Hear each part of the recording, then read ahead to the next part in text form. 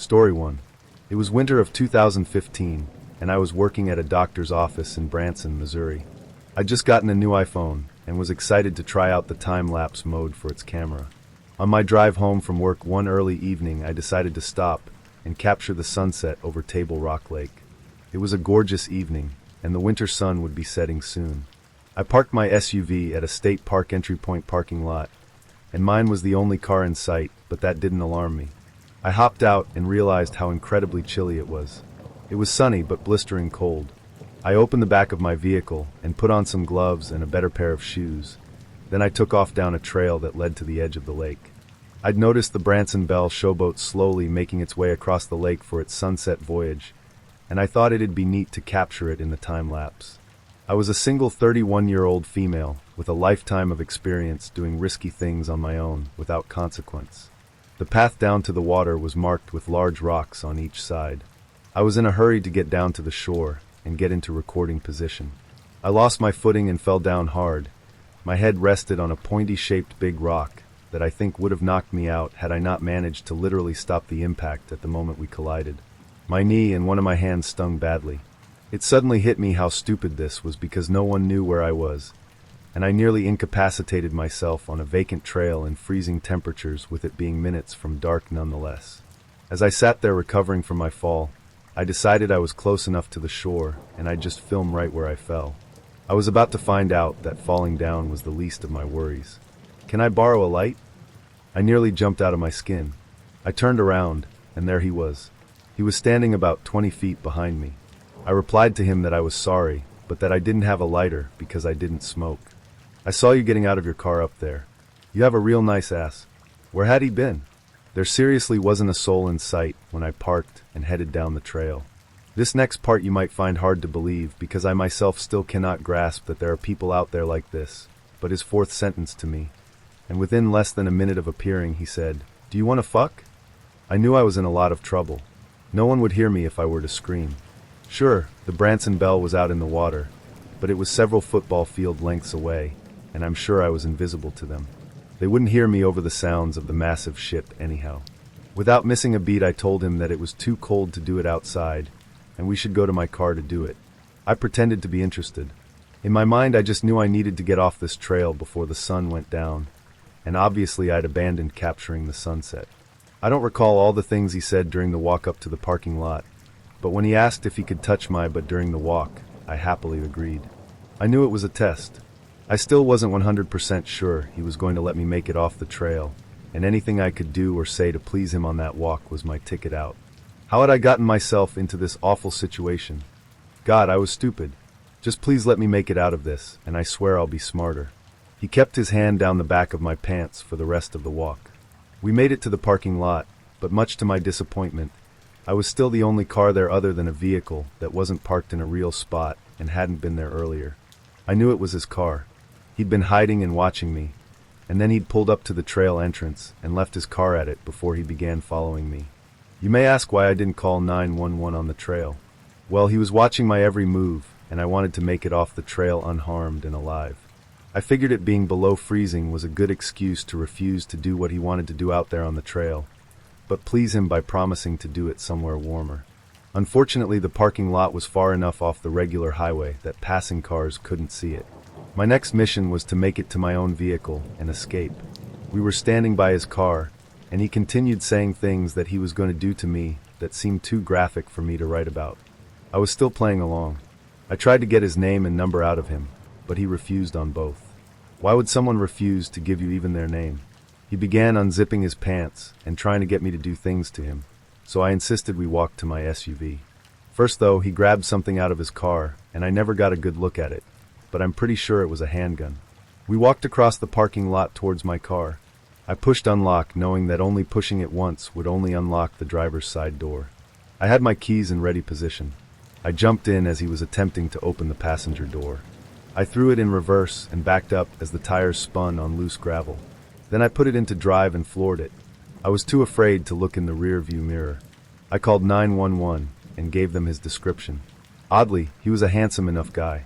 Stood about 6 foot tall, blonde hair, brown eyes, medium/fair skin, a slightly muscular build, and nice features.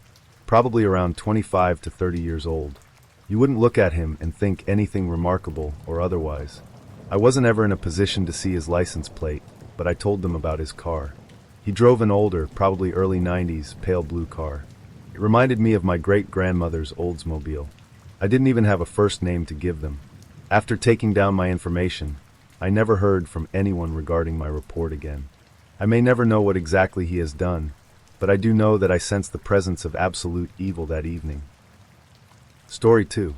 A few years back, my girlfriend and I, having hiked several other parts of the Appalachian Trail, decided we wanted to give the southern portion of Virginia's trail a shot. It is about 166 miles long and runs through George Washington and Jefferson National Forests from Roanoke County to Pearisburg in Giles County. This is definitely one of the more remote and less traveled parts of the trail, which is exactly what we were looking for. We gathered our gear and made our way to the start of the Virginia Creeper Trail to begin our journey. We had planned our journey to end at Damascus and figured that by the time we got there we would be more than ready to get home to our own beds. It was early October, and the changing of the leaves and colors were amazing. The air was crisp and cool. Perfect hiking weather with beautiful scenery. The majority of the trip was pretty uneventful. Just your typical hike. But our last couple of nights is where things got weird. On this portion of the trail, you're supposed to camp on the trail or a designated shelter. We didn't really want to run into other people and didn't want anyone coming up on us in the middle of the night. We decided to ignore those suggestions and find our own little spot off the trail. A little searching around, and we found a spot a little ways off the trail in the middle of a small clearing. It was perfect. We set up camp, cooked some food, talked for a while, then snuggled up and went to sleep for the night. Somewhere around 2 a.m. I was awoke by my girlfriend shaking me awake, telling me, "Get your gun. Someone is outside walking around our tent." She informed me that she woke up to what sounded like someone right outside the tent running a knife or something along the side while circling us. When hiking, I carry a 1911 and a judge with me. You never know exactly who or what you might run into when on such a long hike in a remote location. I got the judge out of my pack, and then we sat silently listening for any sounds. A few minutes of nothing but the breeze blowing through the trees, and then I heard it. Snap, crunch, snap. Someone or something walking in the woods behind our tent. I got the flashlight and silently made my way out of the tent. Our fire had went out, so it was nearly pitch black, illuminated by only the dim glow of the October moon. I told my girlfriend to stay put while I checked it out. I didn't flick the flashlight on right away, so as to not give away that I was out of the tent and have it become a shining beacon of my location. Instead, I waited to hear more noises. After a few minutes, snap, crunch, crack. It sounded like it was bipedal based on the way the steps were paced. I turned on the flashlight and flooded the area with light. I thought I saw someone move behind a tree. I yelled out and told them to go away and that I was armed. I kept the light on the area with my gun drawn and slowly approached towards the area where I thought I saw the figure. Then, from my right, I hear what sounds like someone running away through the woods. I spin and face my light that way, and then from the original spot hear who or whatever was there take off into the woods. There's no way I am giving chase, so I return to the campsite. I tell my girlfriend about what happened, and I end up sitting guard outside the tent, in the darkness until daybreak. In the morning, I looked around a bit for signs of who or whatever it was, and I discovered a boot print in some soft, moist dirt not far from our tent. It wasn't mine and it wasn't my girl's. This freaked me out as it confirmed that someone, perhaps more than one, was skulking around our tent in the dark. I kept it to myself because I didn't want to freak my girl out any more than she already was. At this point we were pretty deep in, and still had 2 days left. That day we walked a little faster than normal, and covered as much ground as possible. When it came time to set up camp, I found a spot near a cliff where we could place the tent in a small overhang and prevent anyone from coming up behind us. The whole day up to this point, I had a feeling we were being followed. I had no confirmation of this as I hadn't seen or heard anyone else, but it was just a gut feeling. We set up camp and made some food, then retreated to the tent. I gave my girl the 1911, and I kept the judge right next to me, and I assured her that if I slept at all, it would be with one eye open. After a while, she drifted off to sleep, and I stayed awake listening to the sounds of the woods at night. I was awake for a few hours, just waiting to see if anything was going to happen. At some point, I guess my exhaustion caught up with me, and I drifted off. I awoke sometime later to what sounded like someone going through our stuff outside the tent. I grabbed my gun and woke my girlfriend, shushing her to be quiet. From the faint glow of the fire, I could see someone's silhouette against the tent. There was really someone out there. I yelled out to them something along the lines of, "We are armed. Get the fuck out of here." They dropped what they were doing and bolted. I came out of the tent, gun drawn, and ready to shoot someone. Our stuff was strewn all about. They had rummaged through quite a bit of our stuff. I walked to the edge of the woods in the direction whoever was out there had fled.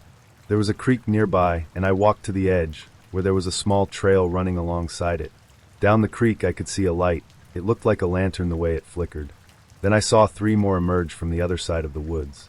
I told my girlfriend to start packing up whatever she could, and that we were leaving now. We packed up everything of value, left the tent and a few other items, and headed back onto the trail in the middle of the night. I kept hearing people talking off in the woods and hearing branches snap for quite some ways. I kept looking behind us every few seconds to make sure nobody was coming up on us. It was completely nerve-wracking. If something happened, we were still a long ways from anywhere and quite literally on our own, since we hadn't seen another hiker the entire time we had been out there. I really felt we were in serious danger. We had been walking for quite some time when I heard something in the woods behind us. As we rounded a corner, I turned around and saw someone step out onto the trail and just stand there watching us. It was just as the sun was coming up and barely any light. I couldn't make out any features, just the silhouette. I stopped and looked at them for a sec and asked them who they were and what they wanted. They just stood there silently, watching us, and then turned and walked back into the woods. We picked up the pace and kept going, looking back every so often. We didn't see them again, but my gut told me they were still there for quite a ways. We eventually reached the end of the trail and got to where we had parked my girlfriend's car, extremely exhausted. We made it out of the Virginia woods without becoming a meal for a clan of cannibalistic inbred hillbillies, which is what I pictured happening in my head the whole time. I have no idea who they were or what they wanted. Maybe it was someone just messing with us. Maybe it really was a clan of deformed hillbillies who were hunting us. I will never know, because I will not be returning to find out. Story 3. Flash forward to around a year after I had sent the very first message to Jacob. I was still with Zachary, still best friends with Josie, who I had even been up to Maryland and met in person at this point, unfortunately to miss my boyfriend who was out of town visiting family, and was still dealing with Jacob's craptastic, insane plots to ruin my relationship and give me a stroke before the age of 20. None of this craziness set off any red flags in my head, not one. As a matter of fact, nothing period during that entire year gave me second thoughts about anything going on really. That day-to-day the sky is falling lifestyle had become the norm for me, and I was used to it. Several of my friends, however, had their doubts, though they were polite enough to keep them to themselves for the time being. This was when the first true danger that threatened me and my family ever arose, and it led to a night I will never forget as long as I live. Cut to me as a 17-year-old, who in the span of 1 year had accomplished everything he set out to do. I had the perfect boyfriend. Even if I'd never met him, didn't care. I had an awesome new best friend in Josie. We'd hung out a few times at that point, and I adored her. And I had joined a group of my own in my hometown. My parents were going to throw me away just because of who I loved. Well, then I was going to throw away every single religious thing I had ever been taught and go to the dark side. I became a Luciferian, otherwise known as a Satanist, and boy oh boy did I think I was a badass now. Now when it comes to the coven I joined in my hometown, that could fill an entirely different story in an entirely different subreddit. Maybe I'll post that experience sometime, but the point of telling you about them was so you could understand what happened next. I received a call one night around 12 a.m. from Josie, who was almost beside herself. Very out of character for her. I mean hell, Zachary had been kidnapped over 40 times in the past year, and she hardly batted an eye, but this was different. She explained to me that Jacob had really outdone himself and lost his mind this time. He had hired a guy from the elites, named Sean, to come down to my house and kill me plus my mother, father, and younger sister. My sister is about 7.5 years younger than me, and from the day she was born I have always been fiercely protective over her. She was, and still is, my beautiful baby sister and truly the only one in my household that I loved at the time. When I heard that my ex had taken it so far as to hire a hitman to come after my family, I flew into what we around here call a mountain rage. It didn't matter to me if someone simply came after me, but to target my precious sister, who had nothing to do with any of this, was the boiling point for me. And even though I despised my parents at the time, I'm still a Southerner, And when you mess with a Southerner's family, then all the crap you're fighting about goes right out the window. Complete and total defend the homestead mode kicked in. I asked Josie when he left Maryland.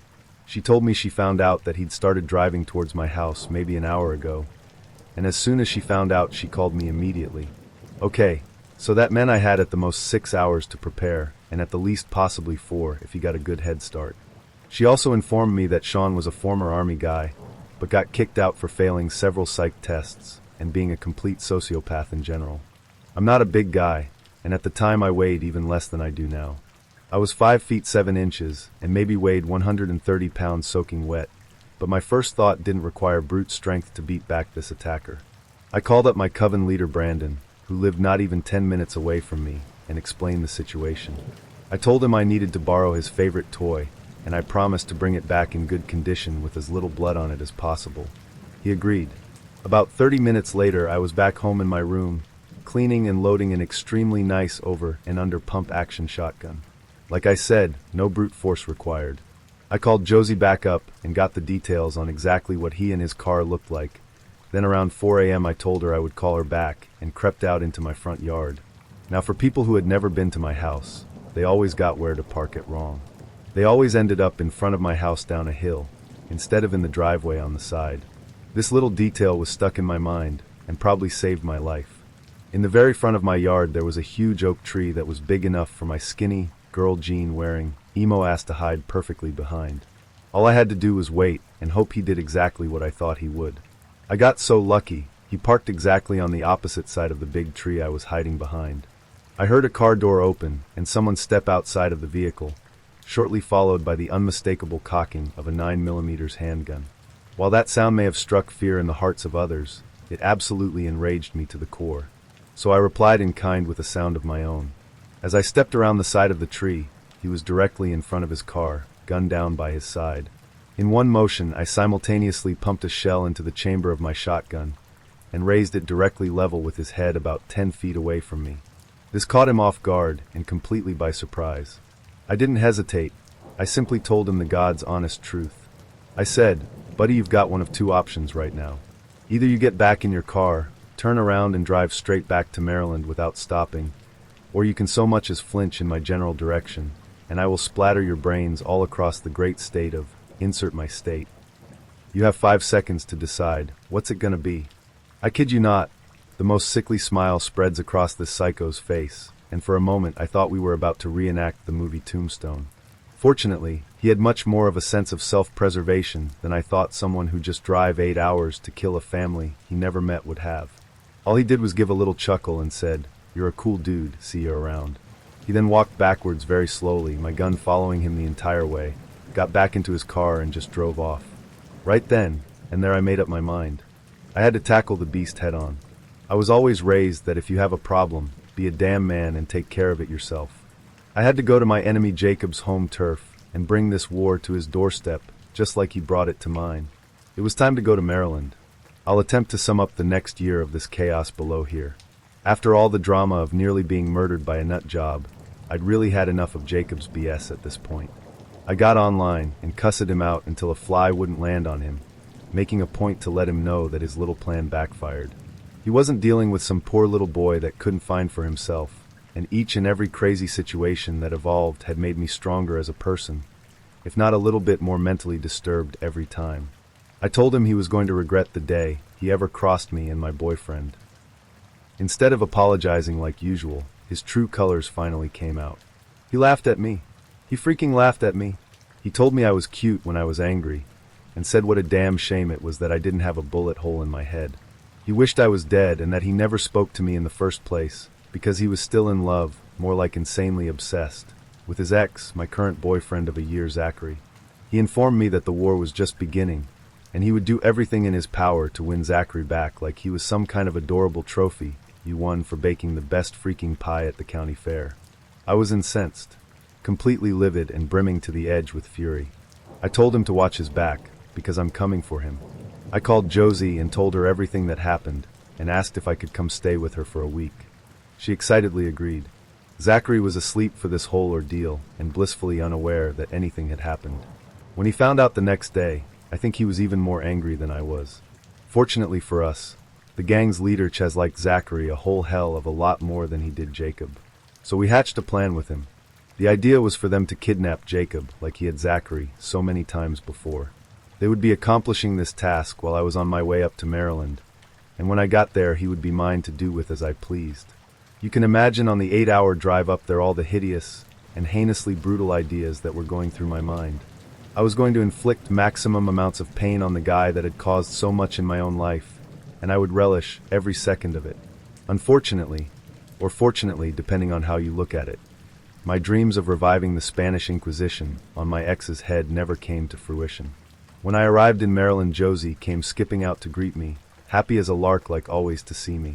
She had some good and bad news. I always ask for the bad news first, and the bad news was that Jacob had gotten tipped off by Kenny. God, I freaking loathe that guy, always meddling where he didn't belong. That everyone was coming for him. He made a hasty retreat and had intended to kidnap Zachary and take him on the run too.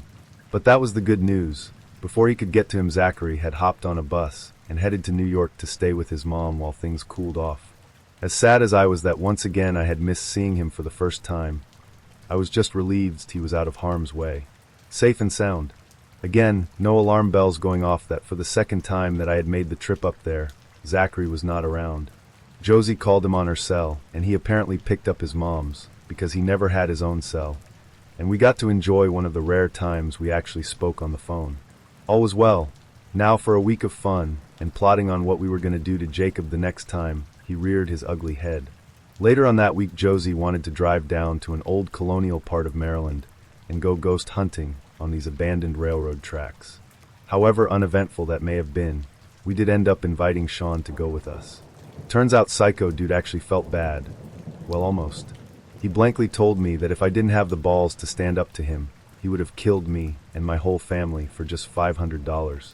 Instead of killing him on the spot, which every fiber in my being was telling me to do, I decided to play nice and get him on my side.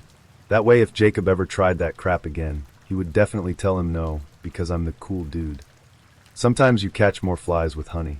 Anyways, the rest of the week was normal and a damn good time.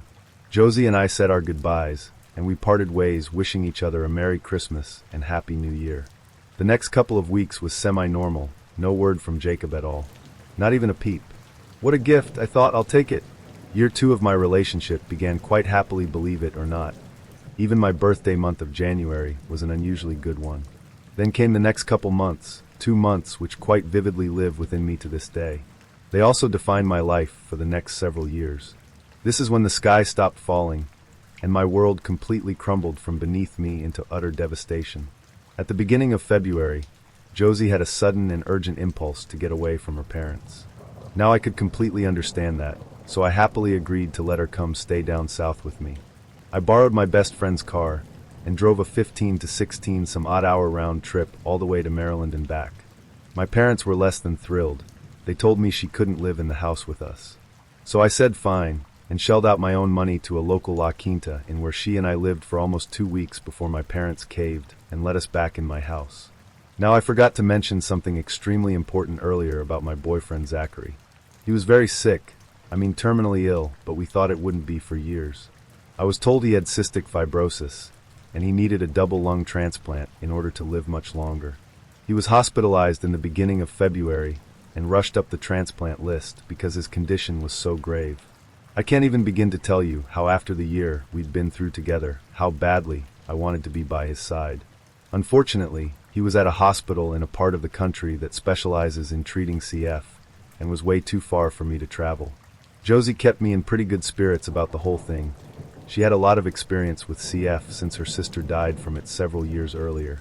She reassured me that since he was so young and tried to take such good care of himself, that he would probably receive donor lungs very soon and be just fine. I tried not to worry too much, but in reality I worried my ass off. Losing him after getting him out of harm's way so many times before was not an option in my mind.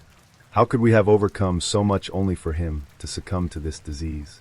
Zachary and I talked constantly when he felt like it, and even though he was scared and alone, he said he felt like $1,000,000 knowing I was supporting him with my love no matter where I was. That made me feel wonderful being able to comfort him from so far away, and for a couple weeks my comfort seemed to be doing the trick. Until one day, that day, My boyfriend died suddenly on February 14th, 2008. His lungs filled with fluid, he suffocated and died. There was nothing anyone could do. I was completely and totally lost. Josie broke the news, and I collapsed into the biggest mess you've ever seen in your life. She was still living with me at the time, so she tried to console me as best as she could, while she was shedding her own tears at the loss of her best friend. That forever ruined Valentine's Day for me. To this day, it only reminds me of loss and death. You don't realize how fragile your heart truly is until you've experienced a loss like that. Little did I know that even worse moments in my life were about to occur a month later. I was headed on a course for total destruction, and still blissfully unaware of the one person who had been driving this crazy train from day one. Skip forward to March, St. Patrick's Day to be exact, a little over a month since Zachary had passed away. Josie had forcefully been returned to Maryland by her parents, seeing as how she had practically ran away. I was off in a la-la land of booze, drugs, and more pain than either of those could cover up. I was chilling with my Satanist posse, doing what all normal American teenagers do on St. Patty's Day, pretending like we're Irish and testing the limits of alcohol poisoning. My alcohol tolerance back then was ridiculously high, so I had already drank an inordinate amount when my phone rang. It was Josie. I slurred my words as something to the effect of, "Hey girl, washuadin," came bumbling out of my mouth. I announced to the room it was Josie, to which everyone replied, "Hey." She had lived with us for several months, and love her or hate her, she'd become an honorary Southerner. The next words out of her mouth once again sent my head spinning off into space, and my world into complete chaos. "Zachary's not dead." I stopped breathing for a moment, and when I caught my breath I asked her to repeat that again. She did. Except this time she added the fact that his life had been in danger, blah blah. So he had to hide even from me, blah blah. Jacob just had to think he was dead, blah blah. I could literally feel my brain dripping out from my ears as my mind turned into mush with every word out of her mouth. Then, for the real kicker to my drunken mental meltdown, Zachary got on the phone. Sure enough, it was his voice. He apologized for what he had to do. I apologized for what I was about to do, which was scream and yell my lungs out, throw my phone into a wall, smashing it into a million pieces, and then proceed to go from being super hammered drunk to completely **thousand wasted. I drank everything that wasn't nailed down. Who knows what other drugs I did on top of that, because I sure don't remember. I was literally having a complete and total mental breakdown. The last strand of sanity in my brain just snapped. I did this for a couple more hours until I somehow drove back home, put on my work clothes, and tore out of the parking lot to go to my job in a city half an hour down the interstate with people chasing me trying to stop me. I don't recall any of what happened next, but apparently this is what I did. I showed up to work completely wasted and got fired from a damn good job. I called my father, freaking out in the parking lot of said job. He realized I was drunk and told me to stay there and he would come get me. Oh, how I wish crazy, drunk me would have listened. Instead of doing that, I started driving on the interstate again, not caring if I lived or died, and obviously not caring about anyone else. According to the police report, I was tearing down the interstate at 130 miles per hour. I apparently hit 2-mile markers on the side of the road and blew both my right-hand tires, but continued on driving with sparks shooting 50 feet out of the back of my car. I took the exit to the hospital going that fast and spun out / completely totaled what was left of my car. According to bystanders, I then proceeded to exit my vehicle and run across the damn interstate towards the hospital with people chasing after me. Once I got to the ER doors, I heard the now familiar whoop wop of a police cruiser. I was so arrested for driving under the influence. I blew a .20 about 12 hours after I had my last drink.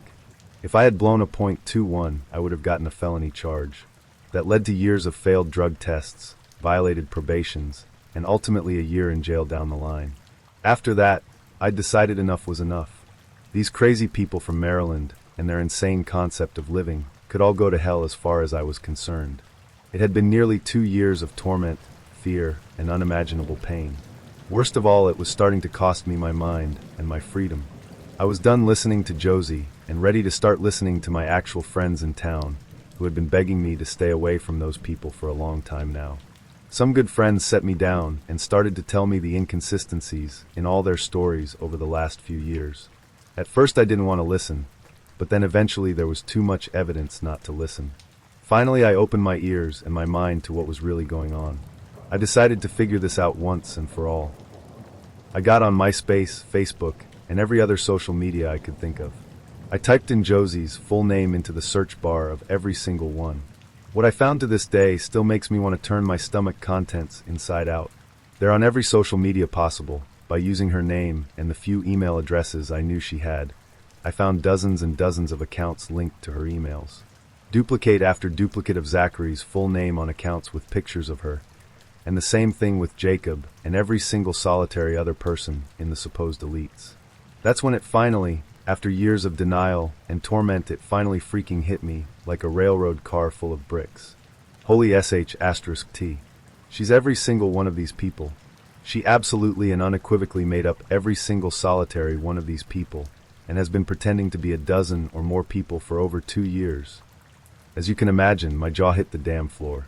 Thank God I had some close friends there who kept me from falling apart and helped me find every single fake profile she had ever created. I was dumbfounded. Profile after profile after profile that had her pictures, but the names of people I thought were entirely real. Prototype accounts before she ended up making the actual fake accounts. Gag or jokes to her, really. In fact, all of this had to be one big, insane, psychotic joke. I was too shocked to be enraged yet, but don't worry, that's coming. I diligently copied every link to every single one of her profiles into my AOL Instant Messenger. Then I called her. Hey, how are ya? I'm alright, I guess, just bored. You? Nope. Definitely not bored over here. Get on AIM chat, and I'll show you something really interesting. I was nearly hysterical at that point, and I could tell she knew something was up. Once she was online, I simply asked her, "Hey Josie, what are these?" Then sended her the link to every single fake profile she had ever created in her miserable life, and a few from email accounts I didn't even know belonged to her. The silence on the other end of the line was deafening as I heard her clicking through link after link. Her 2-year-long mental game was over, and she finally realized it. Her words? Well, F***CK man. Guess you got me.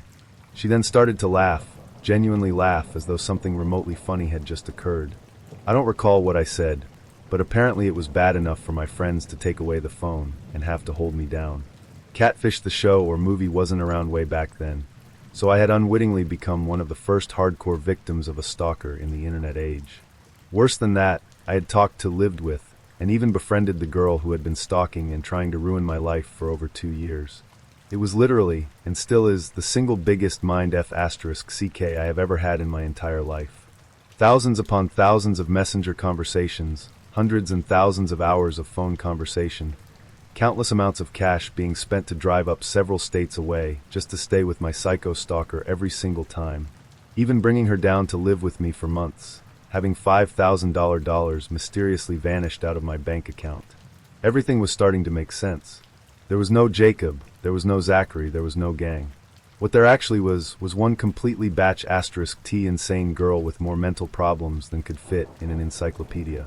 She was the only person I ever talked to, she was the only person I ever saw, and even worse, SHE was the one that paid Sean to come down to my house with a gun and try to kill my entire family. Josie was the only person in these last 2 years that had orchestrated any of this. From all the fake kidnappings and boyfriend drama, to faking the death of someone I had fallen in love with and bringing him back just to screw with my head? Who the hell does that? All the events of the last 2 years came flooding into my mind as I realized in each and every one, it was solely her and no one else but her. So many questions raced through my head, the least of all being why me. I deleted my MySpace and made my Facebook private. I only accept friends that I knew are real. I fell completely off the wagon and out of my head. Drugs, alcohol, and more drugs. That's all I could do to cope. Here I was, a gay man that had unknowingly fallen in love with a straight woman, and regardless of whether or not I thought it was a gay man, which I wholeheartedly did, that SHD still FCKS you in the head pretty bad. I didn't think I could ever be close to someone again. My world had been rocked and ruined. To this day, all these years later, I still do not trust people. I don't think I will ever be able to trust someone ever again. Can you blame me? She came down here. Yup, you heard me right. That *TCH moved into my sister town, not even half an hour away from me. I bumped into her by accident, and we started talking. Again, as much as I wanted to stomp her in a bloody pulp on the ground, you catch more flies with honey. I wanted answers, hell, I deserved them.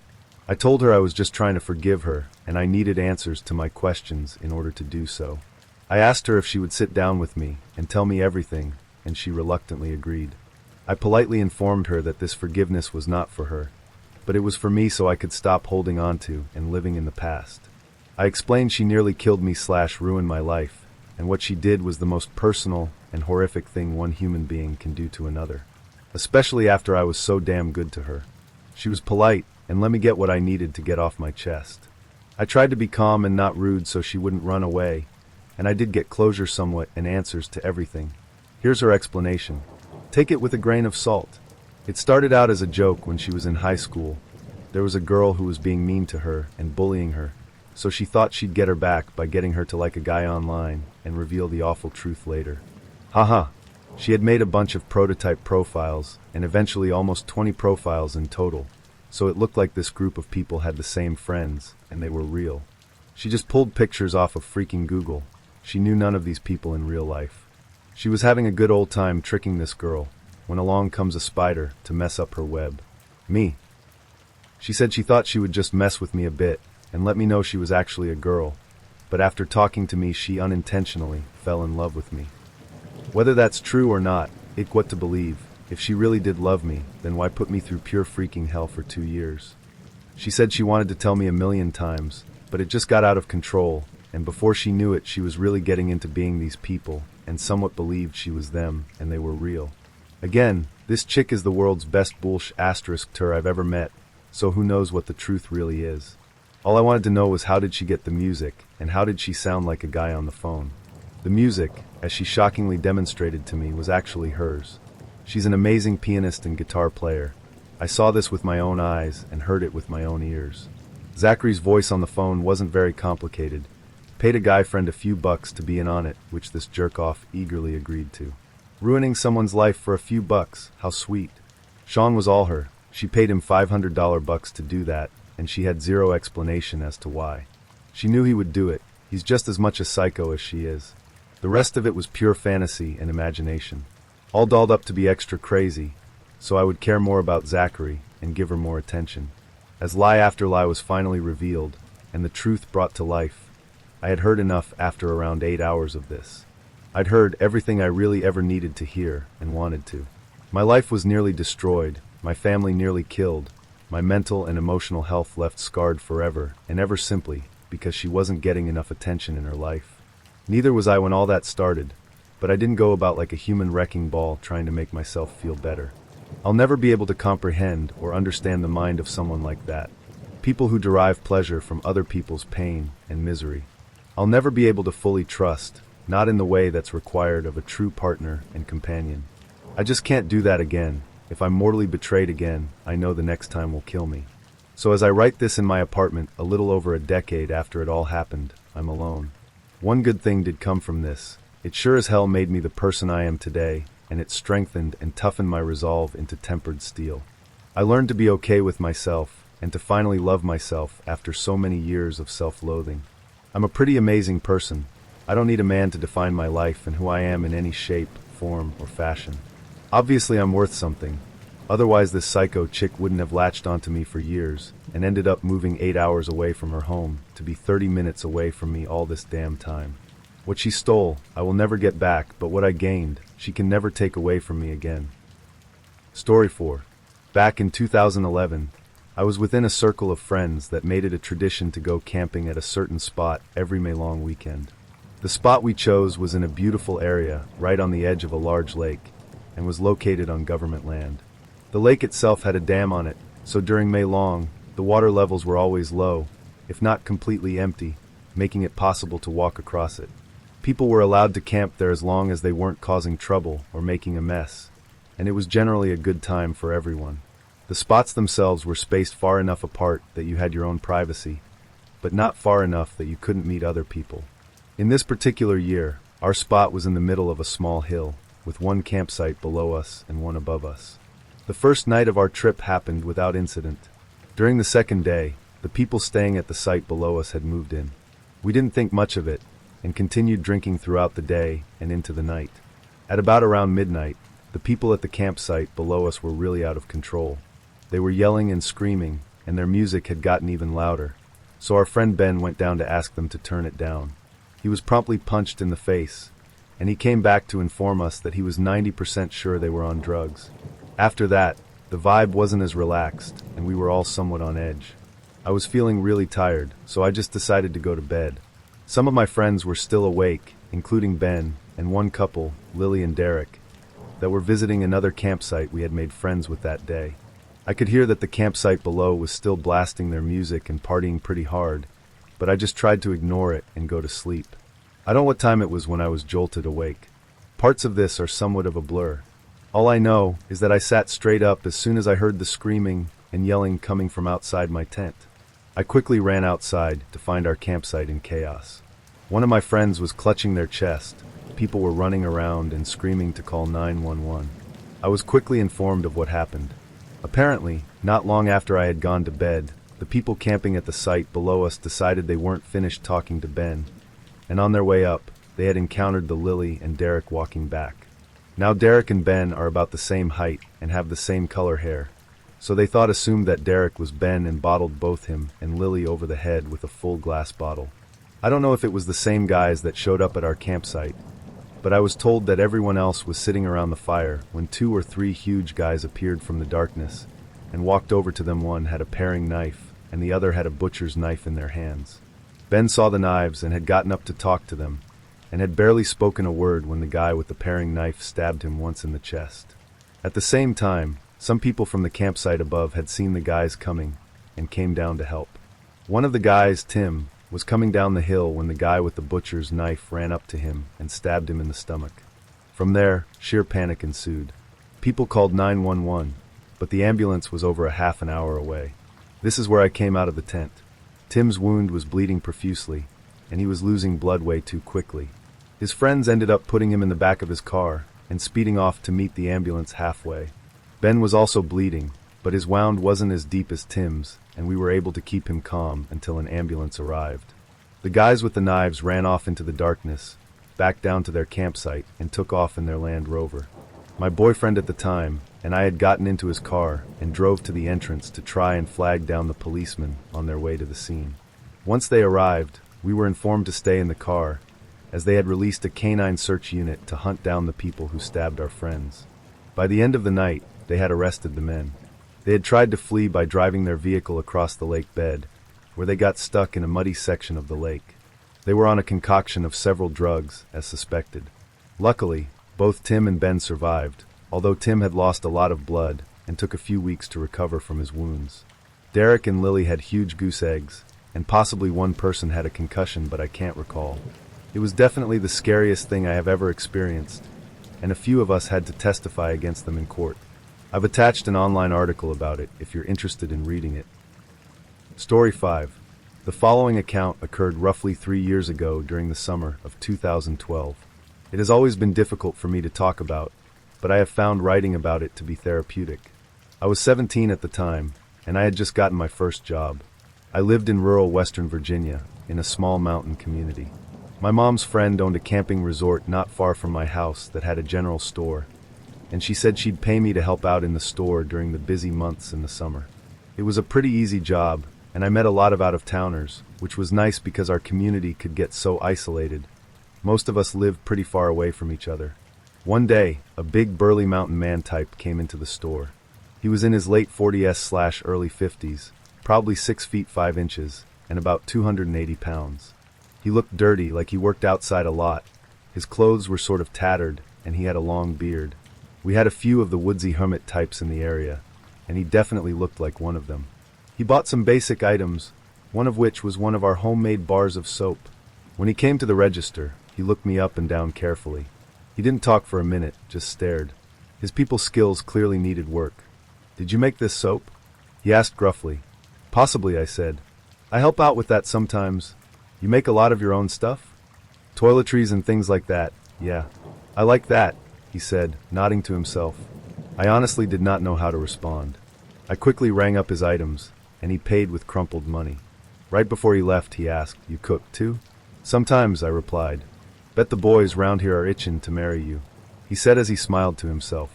I said nothing. I was puzzled as to what I said that stood out as wife material. I told Krista, Mom's friend/boss, about the bizarre encounter, and she laughed it off. So did my family and friends. But then Mountain Man started turning up more often. We chatted a little bit here and there, and I found out he had a cabin in the woods he claimed he built with his bare hands. He said he hunted and lived off the land, other than the things he bought at the store. Over time our chatter escalated, with him making comments about how nice it would be to have a woman like me around who could make those things and cook his kills. One time, he even said I had the birth-in hips that men lust after. Shudder. He even started inviting me to fish with him, hunt with him, see his place, etc., and I always politely declined. But he got more and more insistent, and I told Krista about how uncomfortable he was starting to make me. The intensity with which he said those things really scared me. She said that when he came in, go get her, and she would ring him up. Thanks to her, I started speaking to him less, and I thought I wouldn't have to deal with him anymore. But one night I was closing up, and it was late, around 10 at night. Krista had left about an hour before, and I was leaving by myself. The only two cars in front of the store were an old blue pickup and mine. I was immediately alarmed because I knew Mountain Man drove a blue pickup. But I didn't see him in the lot, just his car, so I walked quickly to my car and checked the back seat before I started her up. But then when I first turned the key into the ignition, I got nothing but sputters. I tried several more times and got scared quickly. Of all nights, why is this happening tonight? I remember asking myself angrily. Just as I was reaching for my phone to call for help, there was a loud pounding on the driver's side window. I'm shocked that I didn't piss myself. I didn't even want to look, because I knew it was him. But I did, and my suspicions were confirmed. He smiled a big grin at me, showing me exactly which teeth were missing. Need some help? He said loudly through the window. I shook my head furiously. My dad is on his way, I said, hoping to scare him off. I hadn't spoken to my dad in years. Mountain Man laughed. No, he's not, he said. Open the door. The hairs on my neck stood up straight. How did he know I was bluffing? No, I said firmly. Leave me alone. Suddenly he looked angry. He pulled the handle, but I had locked all the doors when I first got in. He kept furiously pulling the handle and started pounding on the window. Leave now or I'm calling the cops. I screamed at him. He clearly wasn't getting the message, so I pulled out my phone and called 911. I must have sounded hysterical to the dispatcher, and I knew she could hear him pounding. She said she would have officers out ASAP, but out here, that could be a while. The cops are on their way. Leave now. I screamed at who didn't seem to let it deter him. But after a few more minutes of pounding, he suddenly stopped and walked back to his truck. I watched him go, hopeful he would leave me alone. But then he started walking back toward me, with a fucking crowbar in hand. No! I screamed at him. Get the fuck away from me. He started swinging at the driver's side window with the crowbar. I ducked down into the passenger seat on the floor and covered the back of my neck like they teach you in tornado drills. I heard the sickening crack of the window, but not for long. Suddenly, I heard male voices shouting, telling to get away from the car. I sat up and saw two men approaching, one with a shotgun pointed at I recognized them as a couple of guests staying at the resort for a camping trip. I breathed a sigh of relief and got out of the car, telling them that the police were on the way. I thanked them profusely as we waited for the police, and surprisingly didn't make any moves to get away, but the cops came pretty quickly after that, so he didn't have much of a chance. They took him away and I gave them my statement. I was pretty shaken up for a while afterwards. A few weeks later I finally got the scoop on the man. Apparently he had a history of mental illness. He had been in and out of state institutions. He really had been living in an old cabin in the woods, where he wasn't taking his meds and his issues were only getting worse. My cousin Luke is a cop, and later on he told me some more about the case that he had heard about through some other officers. The police did a search of the cabin after the incident to see if there was anything that might be of interest to them. They found a journal that kept. Apparently, in it he said he was lonely and wanted a wife. He mentioned me by name a lot, stupid name tag, and Luke said there were a lot of lewd things in there about me that he didn't want to share, but tried to put it simply by saying that had a detailed plan to abduct me, starting with sabotaging my car engine to get me into a vulnerable position. When Luke said that, I nearly burst into tears thinking about how horribly that night could have gone if those two men hadn't come along. Thankfully, he has been put back into a state institution.